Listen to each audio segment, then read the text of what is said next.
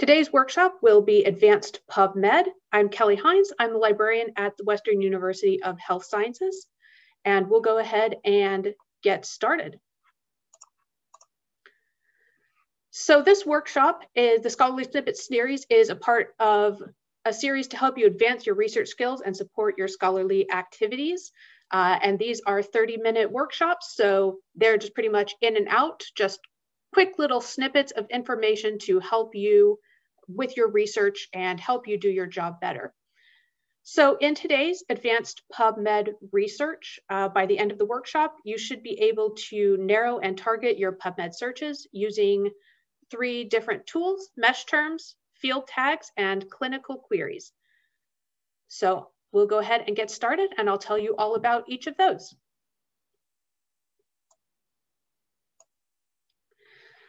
So the first one that I want to talk about today is mesh terms. And the advantage of mesh terms is that they are controlled language. So you don't have to think about all of the different possible synonyms for the topic, all of the different ways that you could describe the concept. You just find the one that is used, and you can just use it and search it and find articles on that topic without having to think of all the different ways of describing it. And it also allows you to identify the major topics of the article without worrying about synonyms. And you can think of it as kind of a topic tag, or the way I like to describe it to students is a hashtag for databases. So one of the pros of searching using mesh terms is that you can find articles that have been tagged as being about a particular topic, as opposed to an article that just happens to mention a particular keyword somewhere in the full text or the abstract, but that may not necessarily be terribly relevant to your topic. One of the cons of using mesh terms is that not every article does get assigned mesh terms. Only the articles that are journals published in the Medline database. So by using mesh terms, the results that you get are going to be more relevant, but the disadvantage is that you may eliminate potentially relevant results.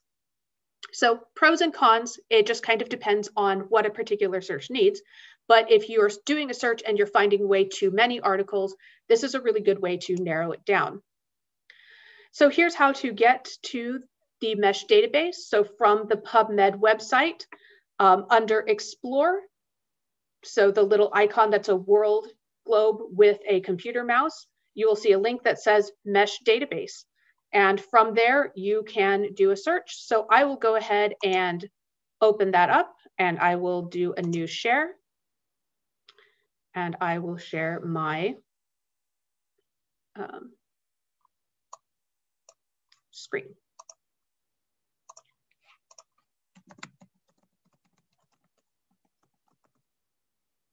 Okay, so here is PubMed, and let's go ahead and open up the mesh database. So let's say that we are doing a search. We want to do research on diabetes. We don't quite know exactly what we want yet, but we can see here we have diabetes mellitus, diabetes insipidus, diabetes complications, neurogenic and nephrogenic diabetes, gestational diabetes. So let's say that we realize that this is the topic we want. We're interested in gestational diabetes. So we'll go ahead and we can click on this. And you'll see here just a brief definition of the term, just to make sure that this is, in fact, the topic that you want. From here, you have a bunch of different subheadings that you can use to further narrow your topics. So let's say you wanted information, you may want more information about the immunology of gestational diabetes, prevention and control of gestational diabetes, or statistics and numerical data. So if you wanted to know perhaps how many people had this or how common it was, you could click on that. So let's say that we want this, so we can add that subheading. And you can also restrict it to a mesh major topic if you want. If you want this to be the primary topic of the article, you can use that to limit it further. If you want to not include mesh terms found below this term in the mesh hierarchy, you can also click this box. I typically leave this box alone.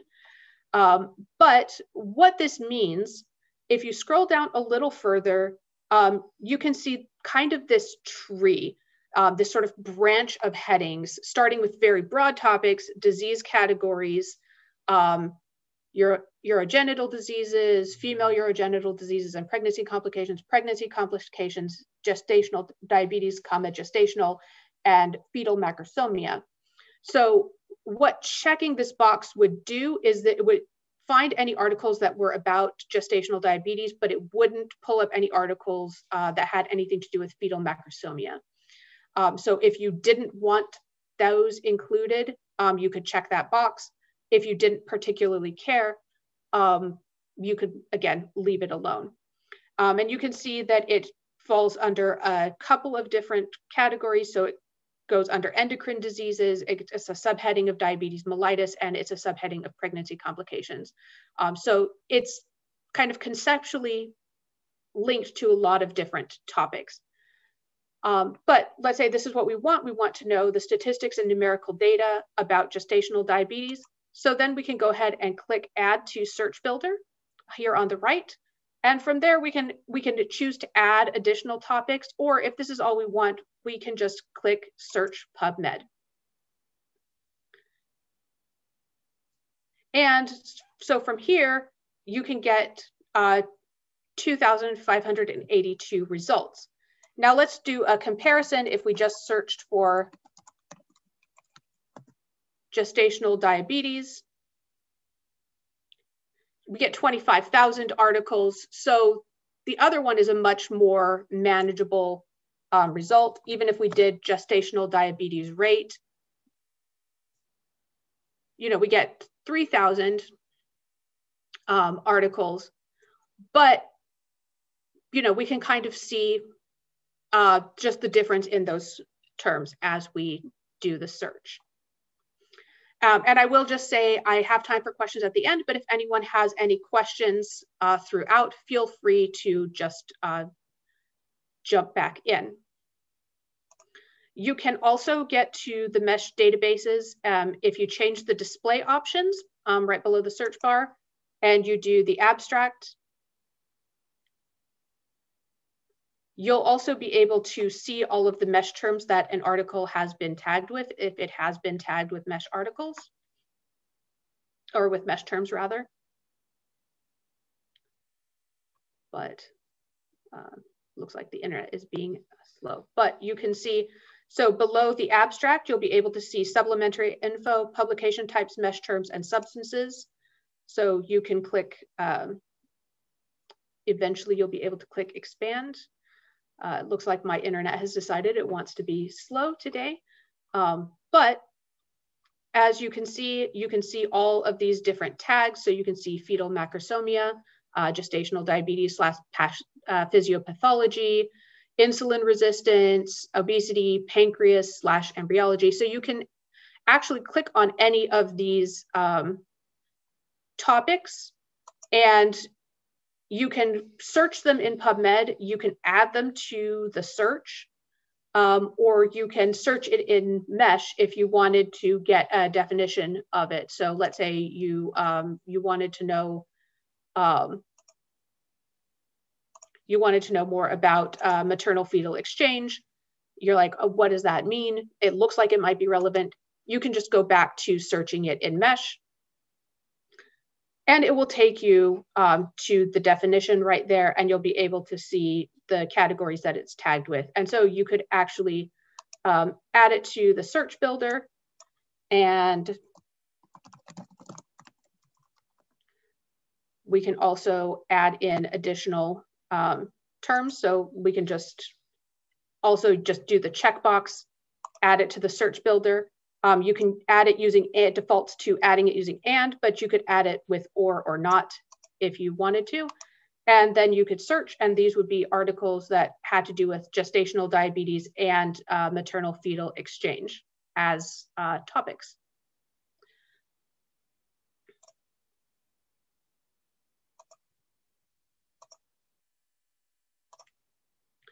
So the next topic I'll cover is field tags. And what this allows you to do is it allows you to filter your searches by different categories within the record. So these are things like author, affiliation, journal title, publication date, or publication type. So here are a list of commonly used field tags. There are more, but I thought these were some of the kind of most common ones. So what you can do is you can use these after any search term that you use in the article. So you could type your search term and then put square brackets AB to search those terms within the abstract, square brackets AU to search for a particular author name, AD for affiliation, and then you have date of publication, grant number, journal abbreviation, journal title, language, mesh major topic. So if you already know the mesh major topic, you wouldn't even have to go into the mesh database. You could just type in MAJR after the term, PT for publication type, TI for title, and TIAB for title and abstract. So you can just type these in after the terms, but you can also use a drag and drop menu from PubMed. So under Find, the little magnifying glass below the PubMed search bar, you'll see a link that says Advanced Search. And from there, you'll see an All Fields drop-down menu. And what you can do is you can just change this All Fields menu to the term that you like. So going back to PubMed. So we'll just go here to Advanced Search. And let's say that someone was asking you, you remember reading an article about artificial intelligence and you're pretty sure it was in the journal Nature. So you could just take the All Fields menu, drop this down, change that to journal, go ahead and add that to the search builder. And let's say it was artificial intelligence. And you can choose, add that into title abstract, and we'll just add that using and. But you could also change it with or not if you want to, but and is the default. And so this search will give us anything from the journal Nature with the term artificial intelligence in the title or abstract. So let's go ahead and search. And we get 77, so we get 77 results. So we can see if any of these are the article that we remembered reading. We can, of course, also just do a particular author search, or if you wanted to search for articles, for example, from your institution.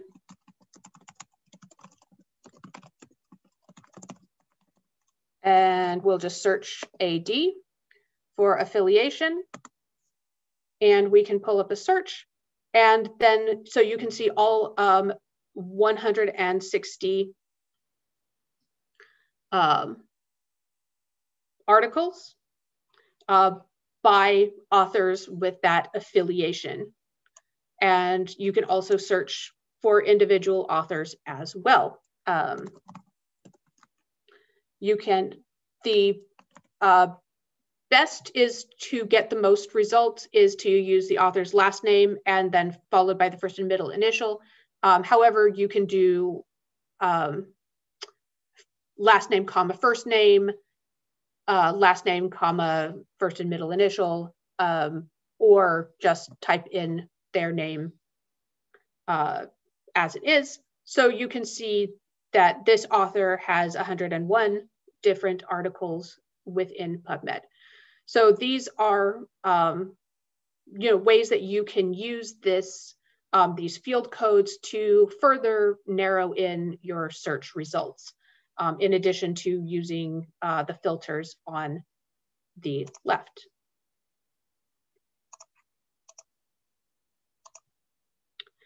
And then the final thing I want to cover today is clinical queries. And this is extremely useful if you are doing a lot of clinical searches.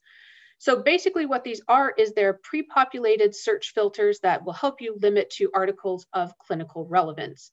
And the scope is either narrow or broad. The default is broad. but you can also choose a narrower scope if you want narrower results. So the subcategories are therapy, clinical prediction guides, diagnosis, etiology, and prognosis. So if you wanted to do a search for therapies for a different disease, or diagnosis or prognosis for a particular disease, you could look these up, and it's going to be a lot narrower than the results that you would get if you just did a straight search using keywords. And there are also COVID-19 subcategories. So this is really helpful if you want to stay up to date on the COVID-19 literature, or you know somebody who does, you're helping someone who does. And the COVID-19 subcategories are general, mechanism, transmission, diagnosis, treatment, prevention, case report, forecasting, and long COVID. So I'll give you a quick overview of what this will look like. So once again, we just go to the main PubMed search page, and it is under Find, the little magnifying glass icon. And so right below Advanced Search, you'll see a link that says Clinical Queries, and you can click on that and open it right up. Were there questions for me in the chat? Yes, there's one question. Sure. Michelle asked, when using field codes to search, will you only be searching articles indexed in Medline? You know what? That I'm not sure. I would have to look that up. Because yeah, that I'm not sure. I would have to look that up, but I can look that up and get back to you and make sure that everyone gets emailed with that information. But that is a great question. So for clinical queries, oops, let's see, did I change the share? Okay. All right. So you'll see, you can type in your search term. So you'll have to enter something. Let's say that we wanted to do a clinical study on bronchial asthma, and we wanted to do look at therapy, and we wanted the scope to, we'll just start with broad. So if you scroll down, you'll see it'll just show you kind of the top 5 articles of 82,000 results. It's sorted by most recent. But you can just click this link to see all of the results. If we change the scope to narrow, we'll see that drops it to about 10,000. So let's say we could add, we could just add and hospitalization. And let's say we wanted to look at the prognosis for bronchial asthma and hospitalization. So we can see that there are about 6,000 results, and we can just click on that link to see those results in PubMed. And we could click on any of the articles that we were interested in. For the COVID-19 subcategories, let's say that we wanted to look at, for example, forecasting for the Delta variant. So we could just do a search for that. And you can see that there were 43 results for that. And so you could get sort of some of the forecasting data in the literature.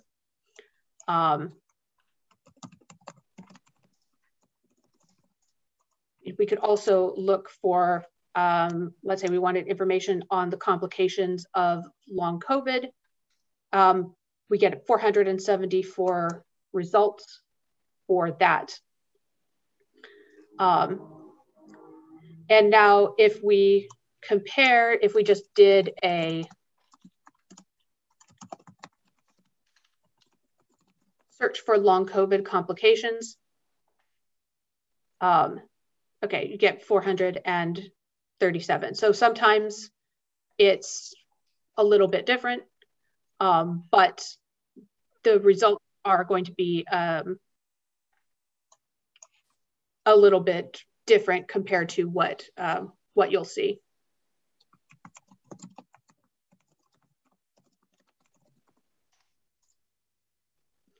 So again, you can always try different things, but those filters are there. And if you ever want to know what the clinical queries filters are, you can click on the facts and user guide to learn more about what the clinical filters are. And you can learn more about the different searching by author. So, Kelly, someone asked if you could please demonstrate the use of filters again. Sure. The filters in just in a general PubMed search. The person followed up that they missed the one for clinical inquiries. Oh, for the clinical queries? Sure, no problem. So for clinical queries, so you would just choose whether you're interested in clinical studies, and you would just choose the filter, whether that's therapy. So let's say you want a clinical prediction guide for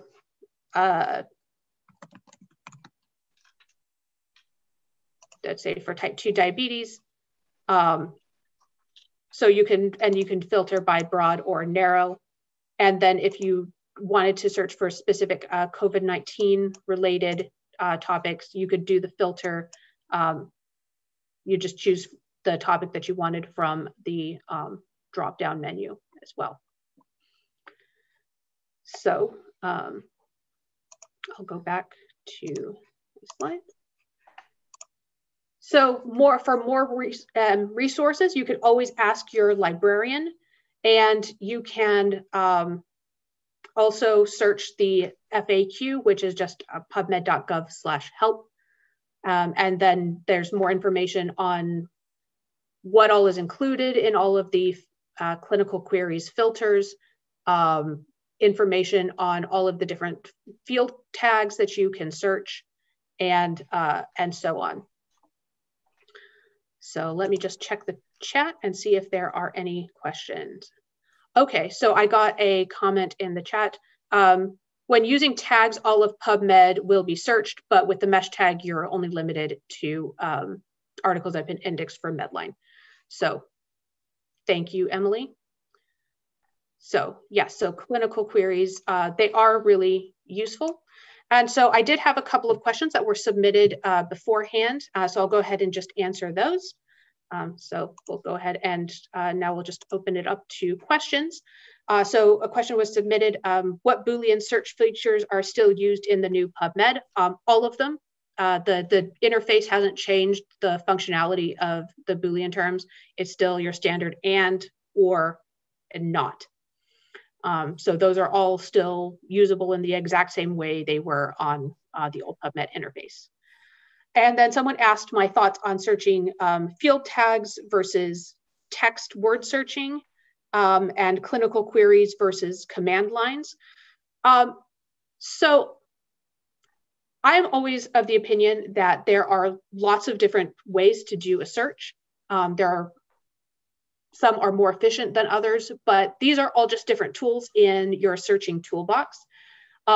Field tags, I don't use them a ton, just because I tend to, because of the type of searching that I tend to do all fields, just all fields general searching. However, the most frequent field tags that I use are the author ones, occasionally the journal ones, and then the affiliation ones, if I'm tracking how many publications our institution and our researchers have done. So those are the most common ones that I use for the field tags.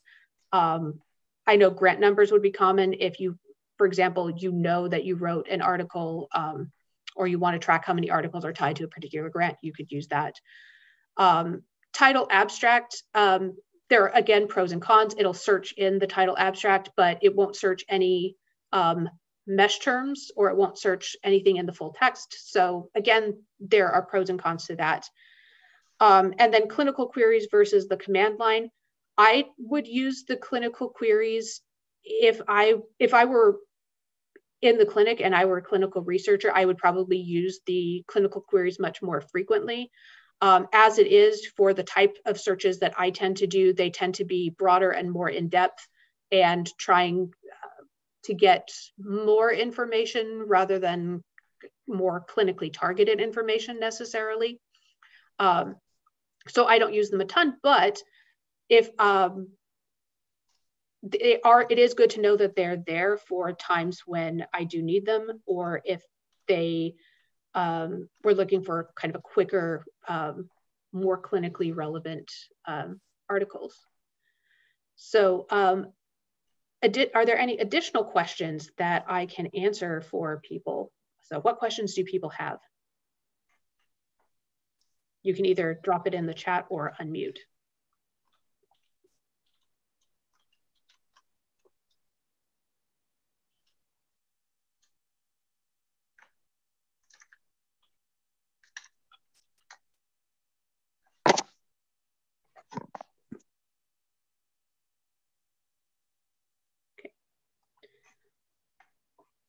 Okay, let's see. Yes. So we have a few resources slides. And so go ahead and make sure that you give us feedback. Let us know how we did, whether this met your needs, and what other topics you might be interested in hearing more about in the future. And go ahead and save the date for the next workshop on January 6th from 12 to 12:30 Pacific Standard Time. 5 steps for an easier literature review. So if you do a lot of literature reviews, this can really be helpful. And the registration link is right there. So thank you all very much for attending. I hope that this was helpful. Okay, looks like that was. So thank you all very much. And I hope you have a great rest of your day. I'll stay on in case anyone has any additional questions. And feel free always to reach out to us as well and contact your librarian if you have more questions. They're there to help. Hi, Kelly. I have a question. My name's Lizzie. I'm curious about looking at protocols, published protocols, and okay. a good search field or tag for protocols. That one might be under publication type. Let me go back to PubMed. I think that one might be possibly a publication type filter. But so we can look at additional filters. No, it doesn't look like protocol is one, unfortunately, which is and that is one of the issues that I do have with some of the publication types filters, is that they don't have a lot of the qualitative studies as publication types, and they don't, and then like you said, the protocols. So I would probably just search study protocol as a keyword term. If there isn't a field tag for what you want, then you would just need to keyword it, basically. Okay. There is one for a clinical trial protocol, though. Oh, there is one for clinical trial protocol. Okay, great. So if it is a clinical trial protocol,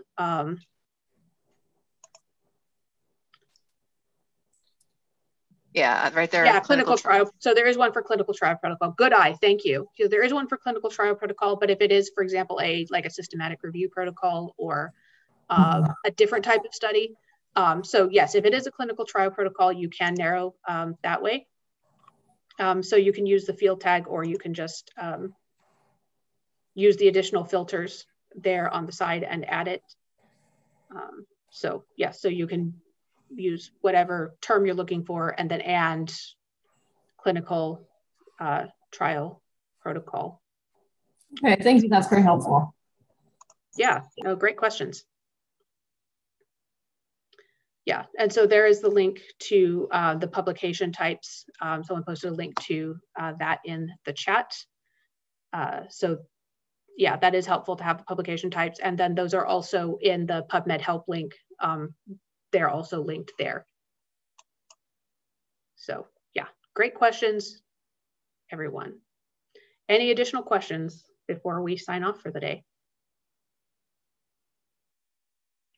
Okay, well then, if there are no further questions, then have a great rest of your day and best of luck. Happy searching.